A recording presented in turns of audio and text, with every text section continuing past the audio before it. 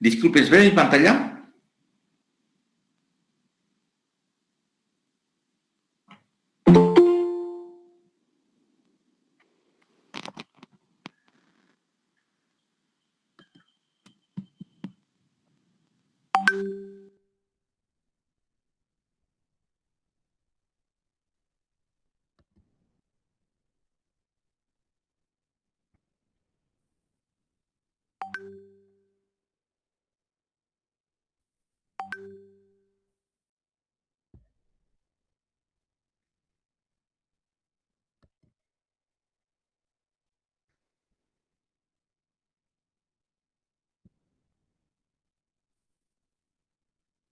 Una consulta, ¿se ve mi pantalla? Sí, doctor, ya se lo Perfecto. Entonces estaríamos acá lo que quedamos ayer en traumatismo de colon, ¿no ve?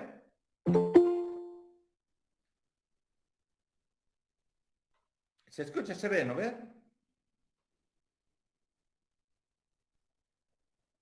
Sí, doctor. Ya. Entonces hablamos de lo que es referente a los traumatismos del colon.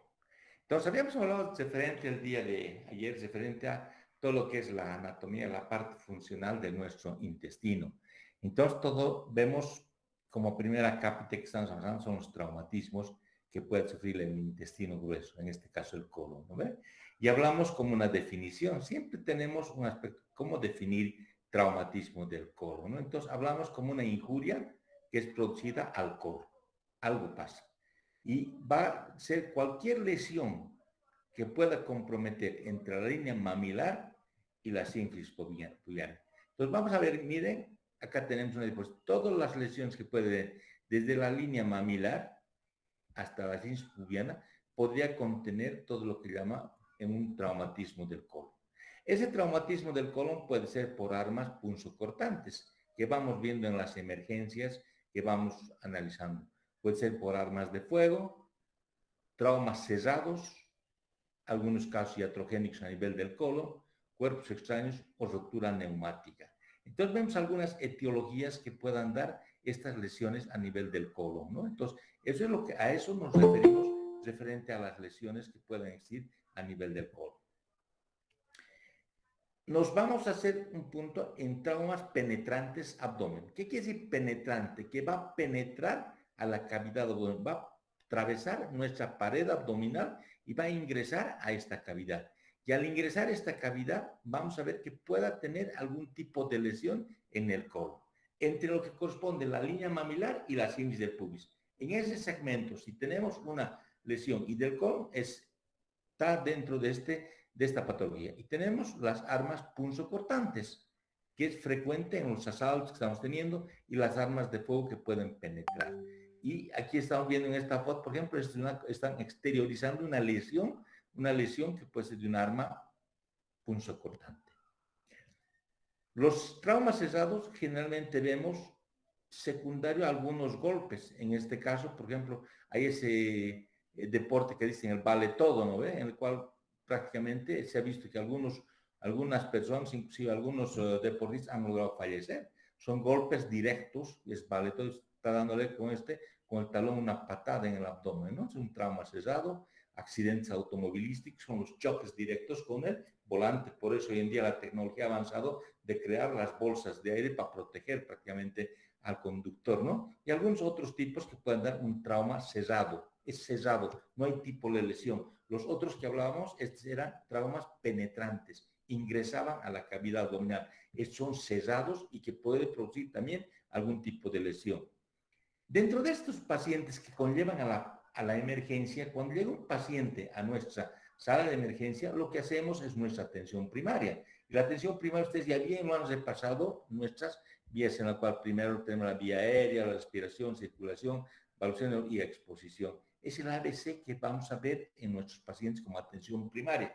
Y posterior a ese ABC nos vamos a referir a lo que llega en particular, ¿no? Entonces, si el paciente tiene algún tipo de lesión a nivel del abdomen, podemos hacer algunos métodos de diagnóstico si hay algún tipo de lesión. Y aquí pongo en ese sentido algunas pruebas que podamos hacer, métodos que pueden ser. Uno de los más fáciles y que tenemos a mano es la paracentesis. Su nombre dice, ¿no ve? Hacer una punción a nivel de lo que es la pared abdominal. Y en ese sentido, el paciente, cuando se encuentra, se lo recibe en camilla y estamos poniéndolo primeramente en condiciones. ¿Qué hace el médico, el de emergencia? Indica que el paciente tiene que tener 3 vías. Una sonda nasogástrica, para evitar que puede vomitar y puede broncoaspirarse. Segundo, debemos colocar una sonda Foley para vaciar el contenido de la vejiga y ver qué es lo que está pasando, si hay sangre o no hay sangre. Y también después de eso para controlar la diuresis horaria. Sabemos cuánto tiene que ser la diuresis horaria y vamos a ir controlando cómo va su hidratación. Y en la tercera vía tiene que ser una vía venosa bastante de buen calibre para que pueda administrarse los líquidos, electrolitos, la sangre, o los medicamentos que necesitemos. Entonces, todo paciente que ya entra a la emergencia, colocamos nuestras 3 vías, sonda nasogástrica, sonda Foley y una vía venosa. Con esos datos ya tenemos prácticamente al paciente que controlarlo. Vamos a ver qué es lo que tiene en ese abdomen, esa lesión que ha tenido entre la línea maxilar y la sínfisis del pubis. ¿Qué es lo que ha pasado? Y palpamos. Nos han enseñado en semiología las 4 maniobras semiológicas: la inspección, la auscultación, la palpación, la percusión. Entonces, vamos nosotros a analizar a nuestro paciente y vemos que si el abdomen está muy distendido, no está distendido, si está con algunos raspones, si tiene heridas penetrantes, estamos observando. Primeramente hemos hecho con nuestras maniobras la exposición, hemos expuesto al paciente y estamos revisándolo. El primer paso es la inspección. Segundo paso, vamos a auscultar. Existen ruidos hidroaéreos en esos 4 cuadrantes. El abdomen dividimos en 4 cuadrantes. Una línea trazamos imaginaria por la mitad del abdomen hacia el ombligo y por otra parte. Tenemos 4 cuadrantes donde vamos a auscultar. ¿Y vamos a auscultar qué cosa? Ruidos hidroaéreos. Con el estetoscopio vamos viendo cómo los ruidos hidroaéreos están presentando. Y vemos si un paciente recibe un traumatismo, inmediatamente todavía sigue habiendo ruidos, pero están disminuyendo. En algunos casos están aumentando, dependiente a la agresión que ha tenido. Y eso nos lleva a pensar en algún problema que estuviera existiendo. O en algunos casos ya ha pasado bastante tiempo, o sea, más de 6 horas, y hay un silencio abdominal. Y no hay ruidos hidroaéreos. Entonces, es muy importante auscultar esos ruidos hidroaéreos por medio del estetoscopio. Después, tenemos que hacer nosotros palpar al paciente. ¿Cómo vamos a palpar? Tenemos 2 métodos que nos han enseñado ya en semiología. Nos han dicho la palpación superficial y la palpación profunda. Palpamos a nuestro paciente, hacemos las maniobras semiológicas de la palpación superficial. Siempre empezamos por el lado donde no tiene el trauma o no refiere mucho dolor. Iniciamos la palpación y después llegamos al punto doloroso donde podemos buscar si existe datos de irritación peritoneal. Los datos de irritación peritoneal, ¿cómo buscamos? Comprimimos con las 2 manos hacia adentro y el paciente refiere dolor, que le duele, y soltamos.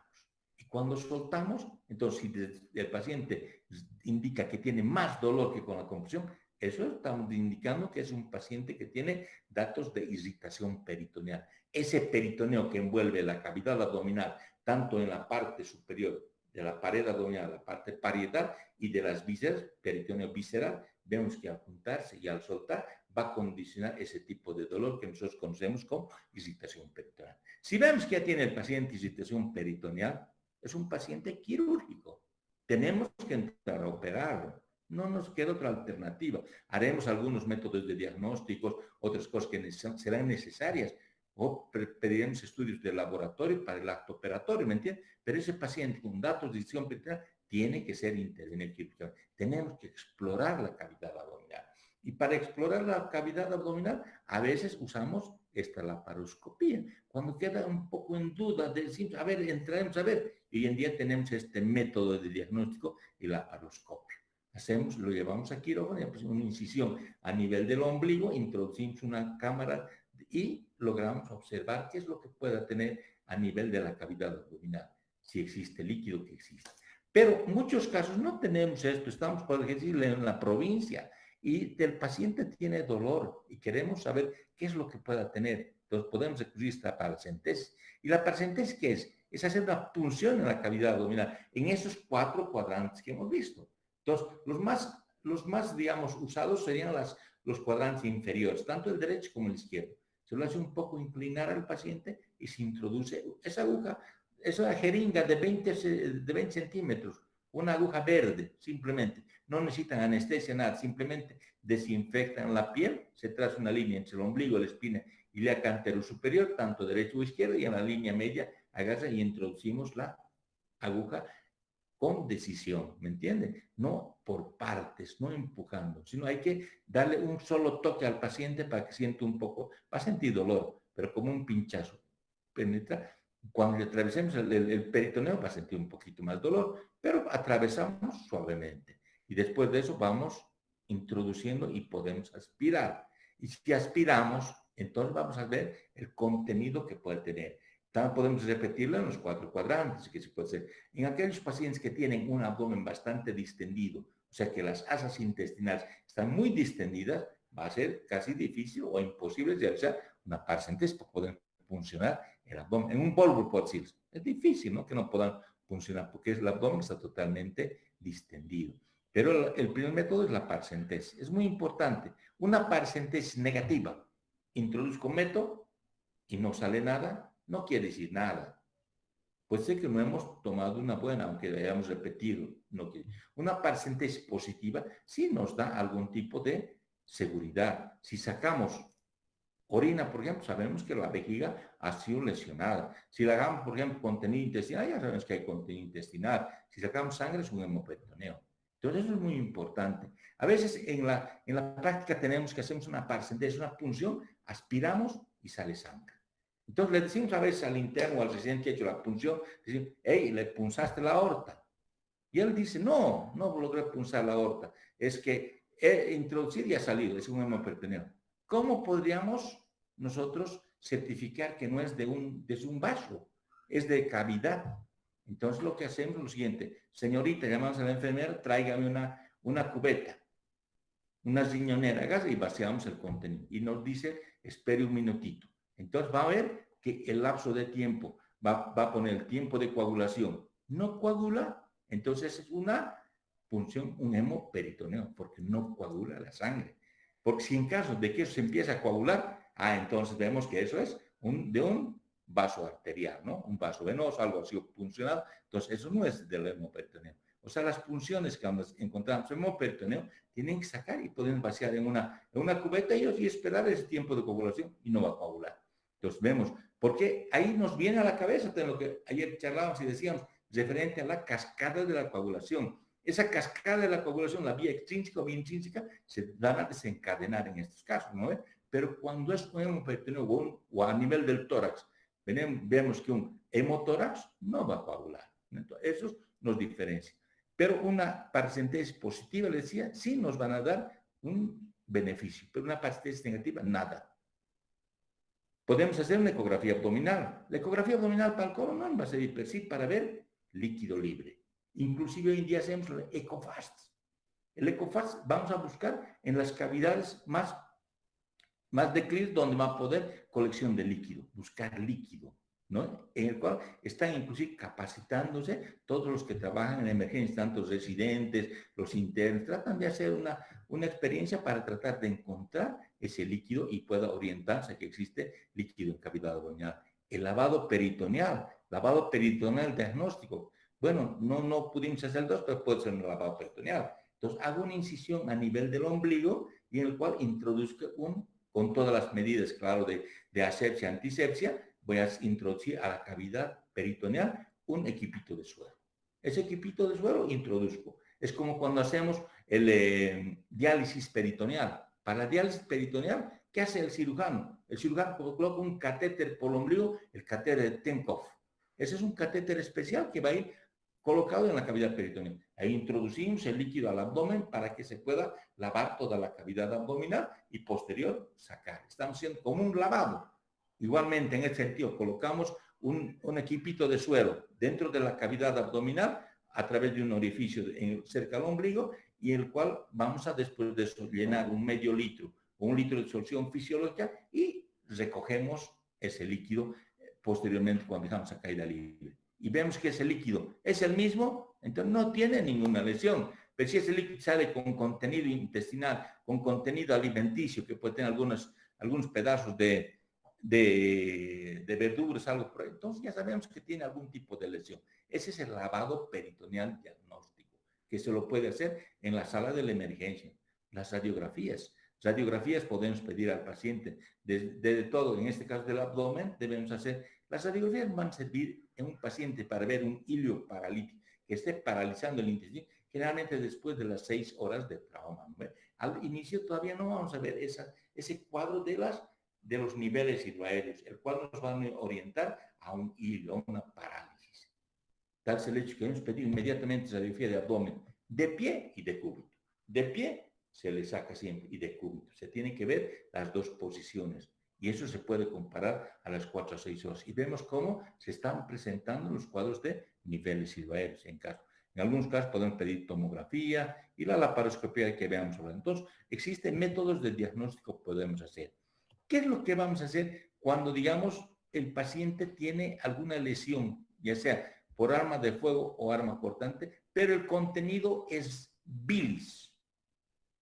Debemos operar inmediatamente, porque la lesión con la punción que he hecho con mi paciente, con esta paracentesis, he obtenido que tiene bilis, salió bilis en mi jeringa.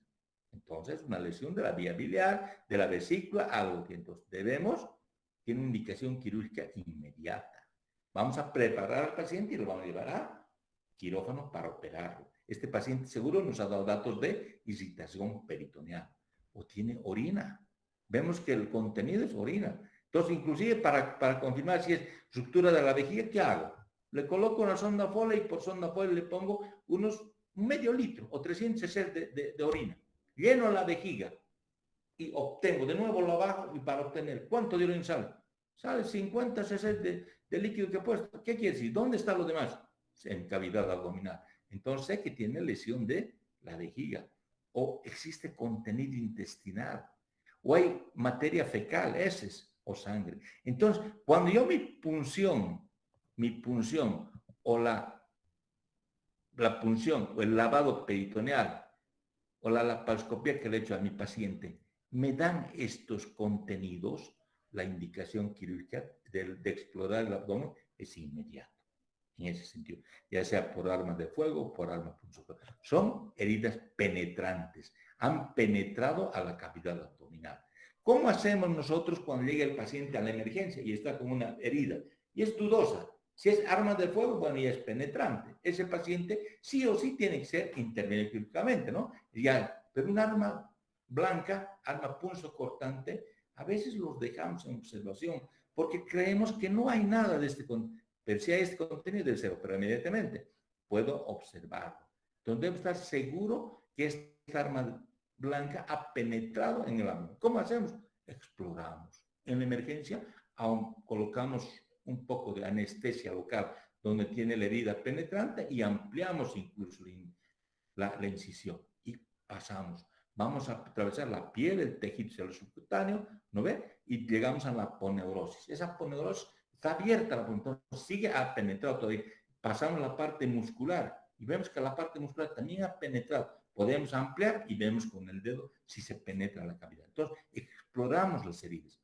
Pero si esa herida no ha penetrado, entonces no es penetrante. Entonces, tenemos que estar seguros, certeros, y esto es lo que se ve, digamos, en el contenido. Sí existe en la cavidad abdominal para tomar una conducta quirúrgica inmediata.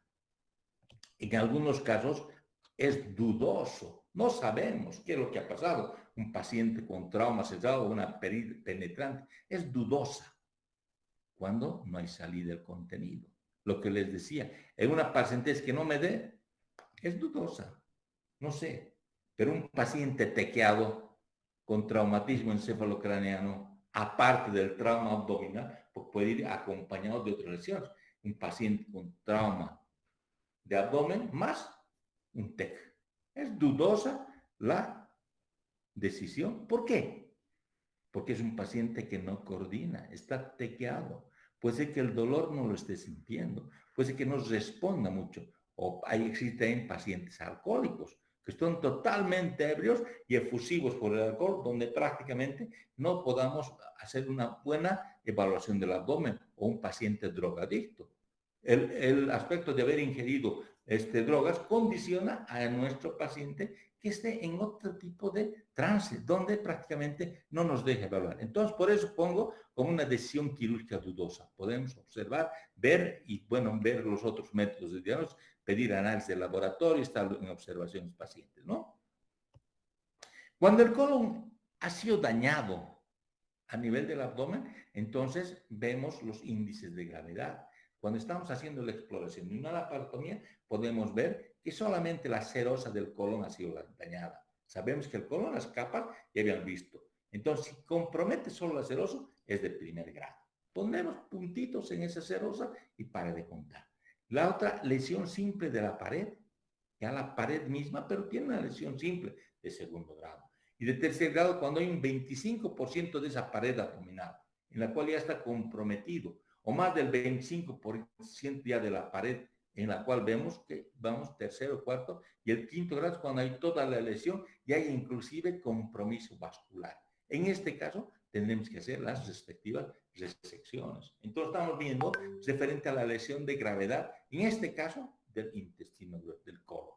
Cuando nosotros hacemos la laparotomía, el paciente así intervenido quirúrgicamente de urgencia porque tiene una herida penetrante y vemos esa arma blanca apenas lesionó la serosa, entonces en primer grado simplemente se curaría. Pero si hay ya directamente hay una lesión de la pared entre un 25, más del 25%, entonces ya son lesiones bastante importantes. O en algunos casos que ha habido lesión con compromiso vascular. Entonces ya tomamos decisiones. Y cada caso tenemos que ir estudiando en forma particular. Por ejemplo, aquí tiene una lesión de quinto grado, donde la cual prácticamente el contenido intestinal está saliéndose. La primera medida es bloquearla y después tomar una conducta. La conducta tenemos que verla dependiente a la contaminación del lugar. Segundo, al tiempo de exposición de la lesión, y sí es bastante importante, ¿no? Entonces, inclusive se ve algunos casos del estado nutricional del paciente. Porque si es un paciente totalmente desnutrido, lo que se le haga a sutura va a ir mal. Entonces, ¿qué hacemos mucho? A veces exteriorizamos estas lesiones. Las vamos a sacar, que se llama, cuando exteriorizamos cualquier órgano de nuestro cuerpo, se llama ostomía.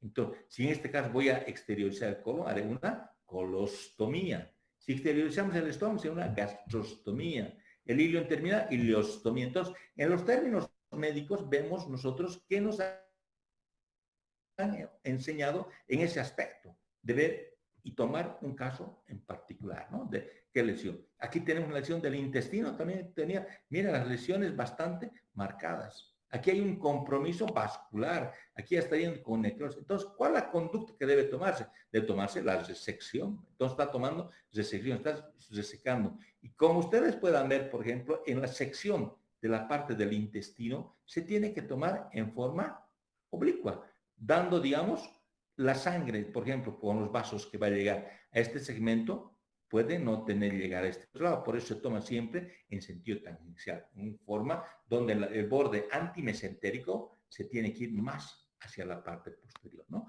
Para que podamos tener un buen margen de que tenga mejor irrigación en ese sentido. Vean, lo que está cortando es el meso hasta la parte interna, está trazándose el cirujano que va a hacer y de igual manera va a hacer la sección de todo este segmento que tiene la lesión y va a llevar a una anastomosis terminal. ¿No ve? En algunos casos solamente hay lesión del meso, y en el cual el meso hay que unirlo. Pero aquí estamos viendo las uniones en dos pinzas. ¿Por qué? Porque a veces colocamos un meso a veces bastante grueso, con bastante tejido adiposo o acciones equimóticas, y si nosotros colocamos puntos en estos, a veces lesionamos los vasos y empieza a sangrar. Entonces aumentamos esa nueva lesión. Y es por esa razón que a veces tomamos con pinzas los extremos, juntamos y hacemos la ligadura respectiva. O sea, tenemos que cesar, en este caso, el meso. En algunos casos existe ya la zona con la lesión vascular muy importante, pero el intestino totalmente indemne. Pero de igual manera no hay circulación. Ha cambiado de color esa parte del intestino, entonces debe ser la resección. Igualmente se traza una línea oblicua, ¿no ve? Donde se toma, digamos, el borde mesentérico y el borde antimesentérico, dándole más margen de que pueda tener buena irrigación. Están buscando de igual manera. Y estos dos extremos se van a hacer la anastomosis, en este caso terminal. Boca con boca van a unirse, ¿no? Esos serían los dos aspectos. Bien, en algunos casos de la lesión del colon podemos ver y condicionar que siempre se hace un cierre primario. ¿Qué quiere decir? La lesión tenemos del colon y solo voy a hacer una sutura primaria, cierre primario. O sea, voy a colocar puntos y listo. Voy a lavar la zona, dejar el drenaje y el cierre primario. ¿En qué caso tomar esa conducta de cierre primario? En un paciente estable, paciente que estén bien, en buenas condiciones, no más de 2 órganos lesionados, vemos, revisamos que no hay mínima contaminación fecal y la cirugía está realizada entre 4 a 6 horas del momento en el cual sufrió la agresión. No hago la resección del colon. He hecho simplemente un cierre primario en este paciente. Este tipo de pacientes me pueden ayudar bastante en ese aspecto de hacer un cierre primario. Un cierre primario, veré, generalmente usamos sedas, ¿no? O podemos hacer en 2 planos. Un primer plano con sutura continua, en el cual podemos usar el Vicryl, por ejemplo, Vicryl 3 ceros, Vicryl 4 ceros, una suturita, y posteriormente poner un segundo plano con sedas, puntos de Lemberg con seda 3 ceros. Entonces ahí tenemos separado una acción. Algunos optan por un solo plano con puntos de seda, ¿no? Entonces, estamos haciendo un cierre primario de la lesión. Están viendo el cierre de la lesión. En algunos casos, podemos ver desde una sutura simple. Vemos una sutura. En otros ya no. Habrá que suturar y exteriorizar el colon suturado. Ese colon que ha sido cortado, lesionado, van a suturarlo y lo van a dejar afuera, a manera como de colostomía, para ver, observar si esa sutura va a ir bien. Estamos viendo que está exteriorizando la parte suturada. Claro, está cubierta desde con gasitas de vaselina, todo a manera como si fuera una colostomía, pero está exteriorizando la sutura. En caso de que vaya mal, se abra, se va a abrir hacia afuera y no hacia la cavidad abdominal. Es una conducta que se puede tomar. En algunos casos, ni vuelta, se tiene que hacer una resección con anastomosis. Resecar el segmento y anastomosar. Resección primaria. Si es el colon, ese colon para operar, como decía, se debería preparar porque tiene dentro de su intestino materia fecal y gran cantidad de bacterias. Se dice que 1 gramo de materia fecal tiene 10 a la potencia 13 de bacterias. En ese sentido, esta resección con anastomosis primaria, vemos que tendría que verse algún aspecto. En muchos casos hemos preparado el colon en el acto operatorio, donde ¿qué hacemos? Seccionamos la parte que vamos a resecar y la llevamos a una bolsa. Y hacemos una apendicectomía. Y en la parte de la apéndice colocamos una sonda donde vamos a hacer una fleboclisis. Vamos a hacer bajar con un suero fisiológico e inundar prácticamente todo el colon y va a salir todo el contenido a esa bolsa. Entonces estamos lavando el colon dentro del acto operatorio para hacer ese tipo de anastomosis. Y la parte distal del colon podemos limpiarla con DG6, hacer un tipo de limpieza. Pero si hay mucha contaminación fecal, es imposible hacer una anastomosis primaria, ¿me entienden? La anastomosis primaria. Anteriormente, les hablo de hace muchos años, nuestros profesores, ¿qué hacían? El bólulo sigmoide, por decir, venía el paciente con bólulo, ¿y qué hacían? Resecaban el bólulo, retiraban y lo anastomosaban. Y en un solo plano. Sí, lo hacían, pero vemos el aspecto en el cual la mortalidad, ¿cuánto era? Las complicaciones que existían, las fístulas, las dehiscencias de la anastomosis. ¿Con qué conllevan? Con una peritonitis estercorácea y defunción del paciente. Entonces, uno tiene que saber pensar.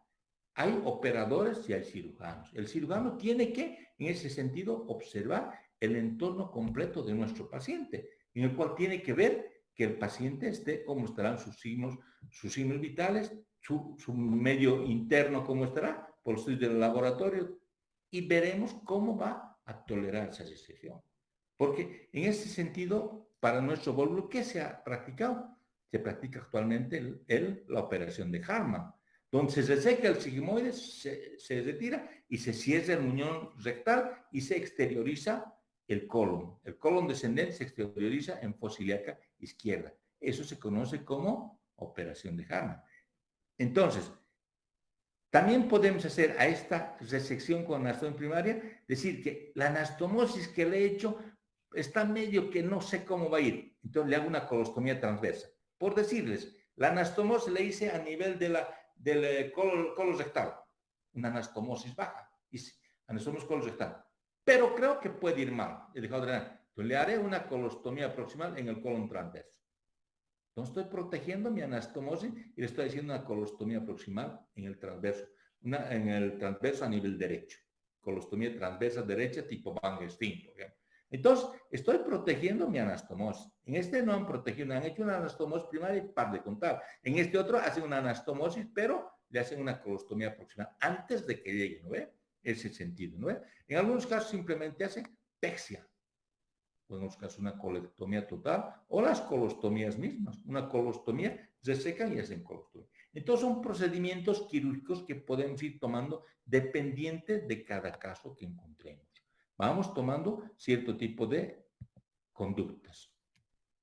En algunos casos que ha habido, digamos, contaminación, ha habido lesión del colon muy importante, hacemos este término que conocemos como la parostomía contenida. Y aquí tengo en ostomía. Estamos exteriorizando la cavidad abdominal. Es un láparo, ¿me entiendes? Contenido porque vamos a colocar unas bolsitas para la técnica de Bogotá, por ejemplo, podemos colocar unas bolsitas que es contenido. Entonces, hemos abierto, el paciente lo llevamos a terapia intensiva. Esa es la manera de poder tratar al paciente. Agarramos, hacemos la laparotomía, vemos que hay mucha lesión, exteriorizamos, hacemos colostomías, lavamos la cavidad, había mucha contaminación y sé que lo voy a volver a operar mañana al paciente. Entonces, para no suturar la cavidad abdominal, la dejo abierta y hago una laparostomía contenida porque le pongo una bolsita, dejo así. ¿No ve? Hay el power clip, hay varias técnicas, ¿no ve? Que podemos hacer. La que más usamos es la técnica de Bogotá y es la que colocamos una bolsita y después cubrimos con gasas vaselinadas y los apóstoles. Va a manchar, va a perder líquido, sí, pero es una manera que al día siguiente simplemente botemos y podemos entrar a hacer el lavado de la cavidad abdominal. Podemos 2, 3 veces que lavamos, ¿no ve? Y después de eso, recién al paciente podemos suturar su cavidad, cuando vaya bien. Entonces, podemos hacer también una alternativa quirúrgica de una laparostomía contenida en esos casos. Es muy importante que todo paciente, cuando hemos operado, ya sea de colon, tenemos que ver la parte de su posoperatorio, dependiente del estado general. Tenemos que ver ya sea en salas generales o en terapia intensiva. Generalmente son pacientes críticos y hay que ver el aspecto hemodinámico, la ventilación, como es decir, si está ventilando el paciente, el aspecto nutricional. Es muy importante, porque si nosotros tenemos un aspecto nutricional bajo, un paciente con albúmina de 2 o menos de 2, va a ir mal cualquier tipo de anastomosis que tengamos. Entonces, en ese sentido, nosotros vemos que los aspectos nutricionales son muy importantes. Tenemos que usar antibióticos. Los antibióticos son aquellos que nos van a ayudar a proteger de cualquier tipo de contaminación. Sabemos que usamos. Entonces, hay que ver cualquier complicación rápidamente. Para eso, digamos, ¿qué cosa? Drenajes. Un drenaje tenemos que ver. Y al menor índice de que el drenaje me está dando tratar de entrar. Es importante llegar a un diagnóstico temprano de una complicación para evitar cualquier tipo de aumento de la mortalidad. Las heridas posoperatorias pueden tener complicaciones. Esa herida por la cual he penetrado puede tener una infección. Si el paciente en el posoperatorio empieza a tener un cuadro febril, ¿qué debemos realizarlo primero? Primero, la herida operatoria. Está con fiebre el paciente, revisarlo. No hay nada en la herida operatoria, voy a revisar la parte pulmonar, que es lo que vamos a revisar, en el cual voy a ver que el paciente no está ventilando muy bien, probablemente por la incisión que le hemos hecho, o por algún problema, porque cuando tiene dolor en el abdomen, el paciente no ventila muy superficialmente y al ventilar, así superficialmente está haciendo problemas de atelectasis. Atelectasis que están condicionando con un cuadro infeccioso pulmonar y puede llevarnos a un problema de una neumonía. Entonces vemos primera cosa, pero en lugar la infección que puede haber del operatorio. Los abscesos intraabdominales. No tiene nada, entonces debe tener un absceso intraabdominal. ¿Qué haré? Haré una ecografía, veré si no tiene nada, o una tomografía, veré si no hay algún tipo de colección dentro del abdomen. Se abrió mi anastomosis.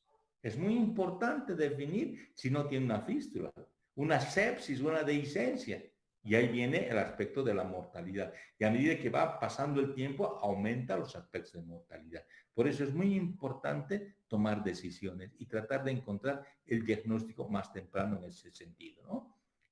De igual manera, vemos que puedan existir cuerpos extraños en el colon. Y esos cuerpos extraños que pueden en las vías de acceso, ¿cómo pueden entrar esos cuerpos extraños al colon? ¿Cómo? ¿Por dónde? Por la boca, por ingestión, por perforación de la pared abdominal o por a través del ano, ¿no ve? Entonces, son vías de acceso. Este cuerpo extraño puede entrar a la cavidad abdominal, ya sea por la boca, por perforación externa, ya sea en un accidente que puede tener, o a través del ano, ¿no ven? Hemos visto que esto a veces, cuando tienen algunas conductas un poco raras las personas, a veces encontramos algunas cosas dentro del recto, inclusive más adentro, ¿no? Que indican otro tipo de cuentos de hadas que sucedió, pero generalmente son por conductas sexuales que tienen algunos pacientes.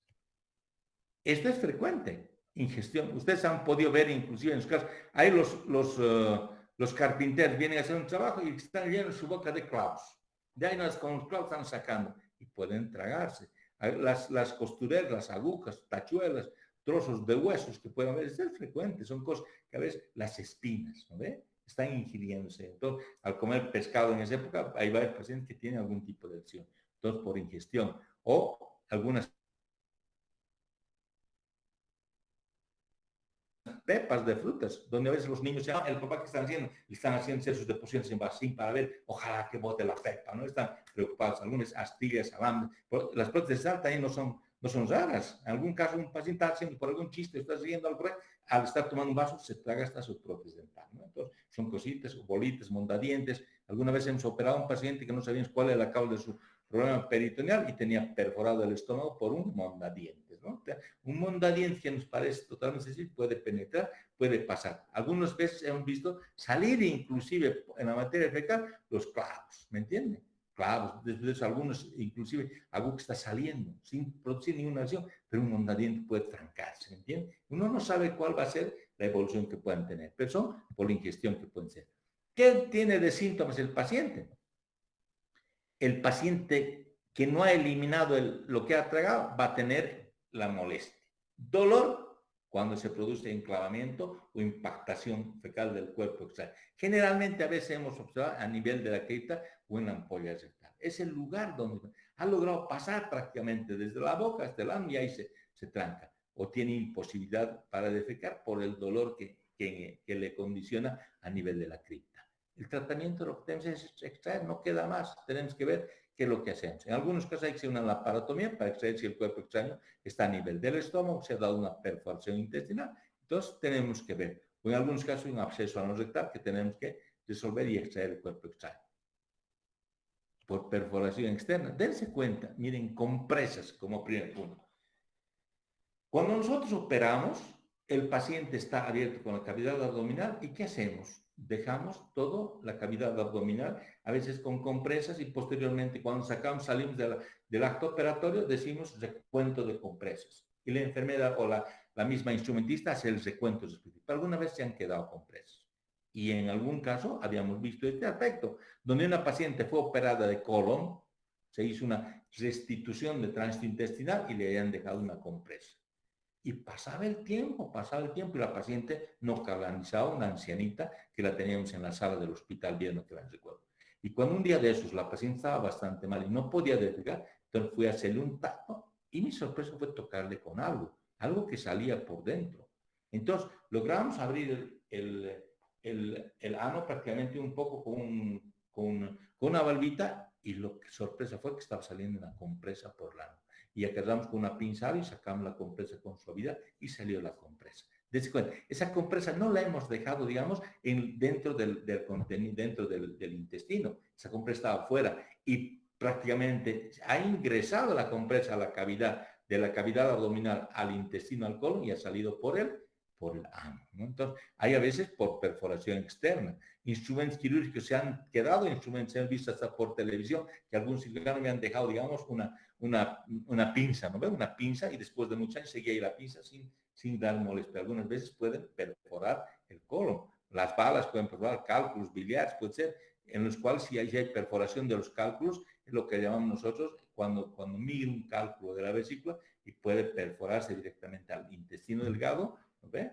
es lo que llamamos el hilio biliar, o a veces, claro, perfora el colon, se pasa directamente el cálculo al colon, que es otro tipo de sintomatología. Y el cálculo se ha perforado, por decirles, al colon en el ángulo hepático. Se ha abierto el cálculo y se ha salido a nivel. Son perforaciones externas. Anillos anticonceptivos, gente anteriormente usaban unos anillos que podían salir y lograr perforar el colon. Fetos en gestación intraabdominal. Y así muchas cosas puede existir las perforaciones. Estos generalmente pueden ser eliminados, pues, como les explicaba, el de la compresa, ¿no ve? Bueno, algunos deben extraerse manualmente. Por el ano puede haber, dentro del etiológico, accidentes. Un accidente puede haber, una caída en ahorcajadas, uno está traspasando una barda, una verja está traspasando, está en estado de ebriedad, salta y a veces se clava con algún palo que estaba por detrás de la verja y tiene un accidente, ¿no? Un accidente en ahorcajadas. Caída de altura, como les decía eso, o puede haber trastornos sexuales, agresiones inclusive. Está frecuente en los lugares donde hay trastornos, donde están consumiendo drogas, también que existe agresión. Son gente que ha perdido la noción de muchos aspectos y vemos que existen agresiones a nivel de las lesiones que pueden. El tratamiento va a ser dependiente al tipo de lesión. Había un caso en los cuales, por ejemplo, teníamos algunas imágenes donde veíamos que un paciente se ha introducido un foco, por decirlo. Entonces, el riesgo era no poder sacarlo. Entonces, hay unas veces se tiene que hacer directamente laparotomías. Y es dependiente del tipo de lesión, ¿no? En estos traumatismos externos vemos también frecuente los accidentes automovilísticos, la caída de altura, los puñetazos, aplastamientos, ¿no? Entonces, como están viendo acá, estos accidentes automovilísticos a veces conducen y quitan la vida a los pacientes. Por eso se han creado esas bolsas para tratar de protegernos. El síntoma, ¿qué va a tener el paciente? Va a depender de la lesión, si es lesión a nivel del recto, del colon, o algunas vísceras más que pueden ser añadidas en su problema. Generalmente presentan dolor abdominal, vómitos, van a presentar y algunos llegan a un cuadro de shock porque puedan tener lesión a nivel de los grandes vasos. El tratamiento, lo primero tenemos que solucionar el tratamiento del shock. O sea, todo paciente que entra a quirófano tiene que tener las 3 vías y tratar de compensarlo. Para eso vemos qué tipo de tratamiento vamos a hacer. Usar, por ejemplo, con terapia intensiva, con su médico internista, y tratar de compensar. Y en segundo plano es la reparación de las lesiones, generalmente hacer exteriorización. Y en esos casos vemos que podamos hacer colostomías. Las colostomías son las exteriores, el abocamiento del intestino al exterior. Aquí tenemos una colostomía terminal, ¿no ve? En el ángulo hepático con una fístula mucosa. Está dejando aquí porque este exceso de colon que está viniendo hasta la parte distal va a quedar prácticamente simplemente con el ano que está abierto. Entonces puede haber contaminación, lo que usted quiera, y dejamos una fístula mucosa. Estamos viendo una colostomía terminal, ¿no? Colostomía terminal en el hipocondrio derecho, ¿no? El nombre lleva. El segmento del colon abocado al exterior determina el nombre de la colostomía. Si voy a abocar el ciego, se va a llamar secostomía. Si voy a abocar el transverso, va a ser transversostomía. Si voy a abocar el sigmoide, será una sigmoidostomía. Entonces, es dependiente. Entonces, el segmento abocado al exterior es el que determina el nombre de la colostomía. Y aquí tenemos una secostomía. A veces el ciego hemos dicho que es la cloaca más amplia y más grande, que no va a ser difícil prácticamente que pueda exteriorizarse como una colostomía. Entonces usamos una sonda especial y la sonda que usamos es la sonda de Pesser. Muchas veces ya no encontramos en los hospitales. Eso hay que exigir que nos den todo. Y estamos, digamos, usando sondas Foley, algún otro tipo de material para tratar de salvar eso. Pero lo ideal sería contar con una sonda Pesser para poder hacer una secostomía. Están fijando a la pared, al peritoneo, están fijándose el ciego, porque el ciego es móvil, habíamos dicho órgano ya peritoneal. Entonces ahí se va a colocar la sonda y se va a dejar. Una vez que ha terminado su cuadro, su uso de secostomía, se retira, va a filtrar un poco de materia fecal, un par de días y después se va a cesar. Entonces vemos, eso es lo que se hace con las secostomías. Las colostomías en este caso pueden ser por su permanencia, puede ser por un tiempito o definitivas. ¿En qué casos vamos a ver temporales o transitorias? Aquí tenemos, esta es una colostomía que vemos generalmente en los pacientes con una operación de Hartmann. Un paciente con volvo sigmoides, donde aquí tiene una incisión que se ha debido infectar supuestamente, pero se exteriorizó una parte del colon, ¿no ve? Se hizo la sigmoidectomía, si es de la unión rectal, y colostomía terminal en flanco izquierdo. Eso es una colostomía temporal, porque después de 3 meses o el tiempo que define el paciente se va a poder restituir el tracto intestinal. Generalmente las colostomías volvemos a restituir después de los 3 meses, ¿no? Y las colostomías definitivas es que tienen que quedarse para siempre. ¿Y en qué casos vemos? Generalmente en aquellos procesos neoplásicos. Estas colostomías podemos hacerlo en asa o puente. Vemos el colon transverso, por ejemplo, viene en ese sentido, podemos simplemente exteriorizar los dos colocándole una baquetita al medio y está exteriorizado como una cita, como un puente. Vayamos viendo el puente que está yendo de un lado donde se ven los dos segmentos y se abre solo la parte superior. Colostomía tipo Van Steen, ¿no ve? O una sigmoidostomía, estamos exteriorizando el sigmoides, o directamente el colon transverso, en asa o puente. Puede ser terminal según una boca, la operación de Hartmann, la operación de Miles, ¿no ve? O una transversostomía, como vimos anteriormente, que está con una sola boca, o con 2 bocas, como vemos, por ejemplo, la Paul Mikulicz. Vamos a hacer énfasis, por ejemplo, esas escopetas melicéricas, ¿no? Que tienen las 2 bocas. Igual estamos en un Paul Mikulicz, entonces 2 bocas únicamente vamos a exteriorizar, o de Vimy, que vemos. Ahí está, vemos una melicérica, una colostomía con 2 bocas, ¿no? Unimos las dos y esas dos están exteriorizadas. Esta será la proximal y esta será la distal. Entonces estamos viendo exteriorizar dos, quizás para una sutura, para una restricción mucho más rápida en estos casos, pero son colostomías que se pueden hacer. Dentro de las transitorias temporales, esas van a servirnos mientras tratamos una lesión. Por decirles, una enfermedad de Fournier, donde tiene abscesos a nivel de la región perianal, ha lesionado toda la región de la parte perianal y estamos con mucho problema con el paciente, entonces puede ser una colostomía, se puede desfuncionalizar, hacer que la materia fecal no salga por la. Entonces le hago una colostomía anterior, o sea, una colostomía temporal, hasta que sane toda la parte de la región perianal. Una vez sana, entonces le vuelvo a restituir el tracto o definitiva. Cuando la lesión no puede ser restituida, no hay posibilidad. En aquellos en los cuales hay una amputación abdominoperineal de madre, cuando hablamos del cáncer de canal anal, ¿no ve? Entonces, esas indicaciones las traducimos en el regreso de procesos inflamatorios. Podemos tener procesos inflamatorios, como les decía. Tenemos que proteger suturas. Una sutura, quiero protegerle a una colostomía previa antes de llegar. En aquellos procesos obstructivos, está tapado por un cáncer, cualquier cosa le hago una colostomía mucho más alta. En el cáncer del recto y del ano, ahí vamos a hacer una colostomía terminal definitiva, ¿no?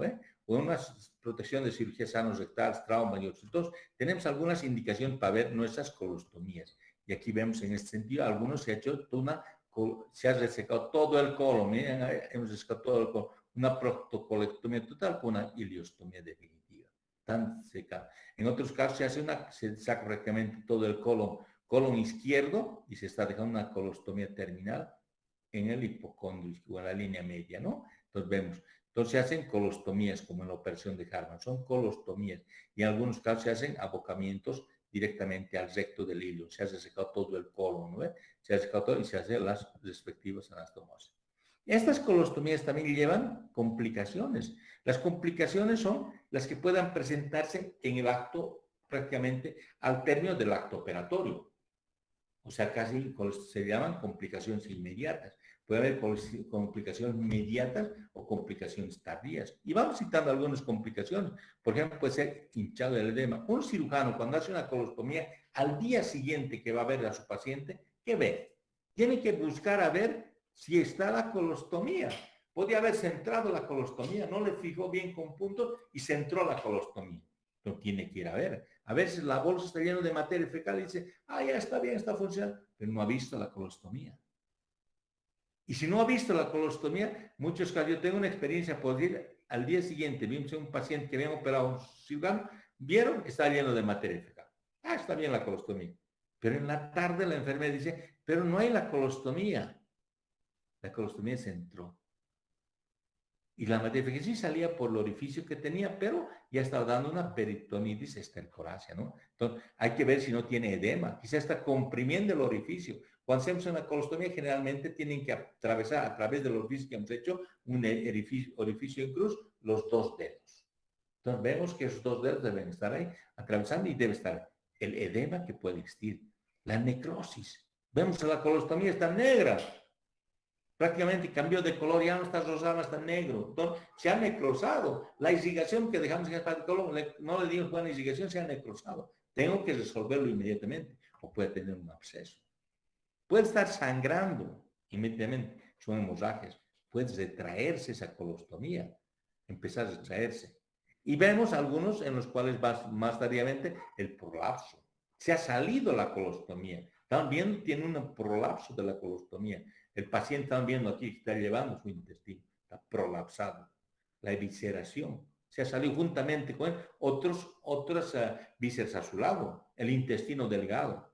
O por lo que está saliendo el contenido que está irritando todo, está irritando la piel, que es una dermatitis. Puede haber una eventración, se sabe más, o hernias paraostomales se llama, las hernias que pueden salir alrededor. Decimos un orificio muy amplio. Salió la colostomía, pero también se salió por ahí el intestino delgado.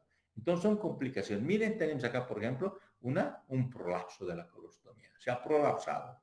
Entonces está hacia afuera, está con un prolapso este paciente. Tenemos otro paciente con una dermatitis. La bolsa que se va colocando, pues está irritando toda la pared abdominal. En esta tiene una hernia. La colostomía está bien, pero el intestino, cuando se palpa y ve, el intestino está afuera. Una hernia paraostomal. Vemos aquí como complicaciones. Y en otros se ha perdido, prácticamente ya no tiene casi como orificio, ¿entiende? Se ha cerrado totalmente, entonces se está perdiendo la colostomía. Entonces vemos esas complicaciones que podamos hacer, ¿no? Entonces, yo creo que vamos a quedar en este lugar, ya son las 7. Vamos a avanzar los demás temas posteriores.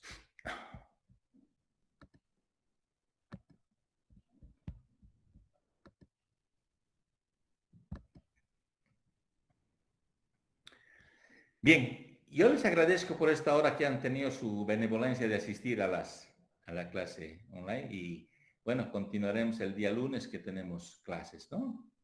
Entonces espero que vayamos adelante y completemos la parte. Ya están terminando ustedes, ¿ven? Cirugía generalmente terminamos mucho más antes que las demás materias y así se van liberando ustedes, ¿no? Entonces ya nos falta pocos temas en cirugía. Posteriormente hablaremos de lo que es la enfermedad diverticular, la patología inflamatoria del colon y después tenemos también lo que es frecuente en nuestro medio, es el dolicomeacolon. Bueno, entonces nos veríamos hasta el lunes. Que tengan buen fin de semana, que les vaya bien y gracias por su... Dime.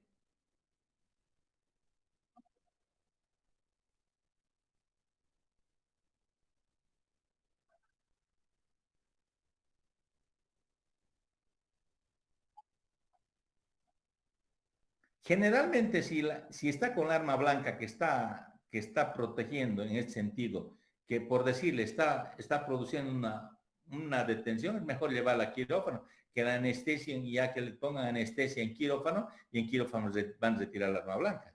Porque si retiramos el arma blanca a veces en la emergencia, el paciente se nos choquea, cualquier cosa, puede ir peor, ¿me entiende? Entonces muchas veces estamos retirando en quirófano. En algunos casos que no hay mucho compromiso, podrías retirar en la emergencia. O algunos retiran inclusive en el lugar de los hechos que ha tenido, han retirado el arma blanca. Pero generalmente los retiramos a veces en la emergencia cuando llega. Hay pacientes que vienen inclusive con lesiones a nivel del tórax, ¿no? Como el mismo arma blanca. Y no se los retira. Va hasta quirófano y en quirófano se retira el arma blanca, ¿no? ¿De qué, Esmeralda? Bueno, entonces, que tengan unas buenas noches y buen domingo y nos vemos pues el lunes, ¿ya? Les agradezco por su presencia. Gracias. Hasta luego, doctor. Hasta luego, doctor.